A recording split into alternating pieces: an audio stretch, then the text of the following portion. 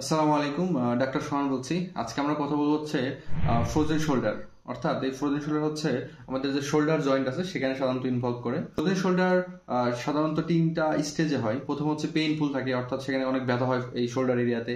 2 নম্বর stage হচ্ছে এখানে stiffness হয়, অর্থাৎ জয়েন্টের মুভমেন্ট ঠিক মতো হয় না, স্টিফ হয়ে যায়, শক্ত হয়ে যায়। 3 নম্বর হচ্ছে এটা রিকভারি ফেজ, অর্থাৎ তখন আস্তে আস্তে ঠিক হয়ে যাওয়া শুরু করে, এটা হচ্ছে রিকভারি ফেজ। সাধারণত ফ্রোজেন শোল্ডার এটা হচ্ছে ওমেনদের বেশি হয়, 40 এজ প্লাস তাদের বেশি হয়।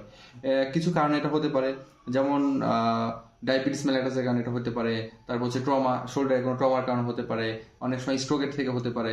প্রলং ইমোবিলাইজেশন, অনেকদিন ধরে হাত নড়াচড়া করা, সেক্ষেত্রে এটা হতে পারে। আননোন ইটিওলজিতেও এটা কিন্তু হতে পারে।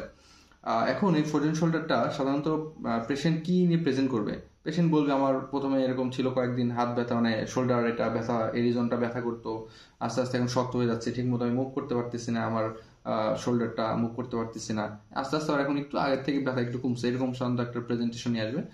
আমাদের কাছে একটা পেশেন্ট আছে, আমরা পেশেন্টের ভিডিওটা দেখি। এই জয়েন্ট আছে না, এই জয়েন্টটা মনে করেন হচ্ছে ব্যথা হয় না এখানে অনেকদিন ধরে। কি হাতটা অবশ্যই ছিল, এই হাত অনেকদিন ধরে কাজ না করার কারণে হাতে এখানে ব্যথাচ্ছে, বুঝছেন? ফ্রোজেন শোল্ডার বলে।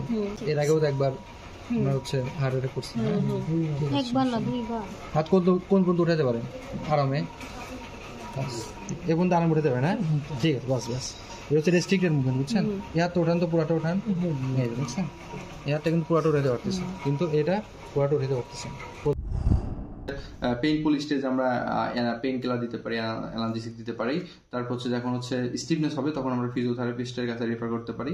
আর তারপর রিকভারি ফেজে আমরা এভাবে কম্বিনেশন ট্রিটমেন্ট চালাতে পারি। সবাইকে ধন্যবাদ ভিডিওটা দেখার জন্য। আসসালামু আলাইকুম।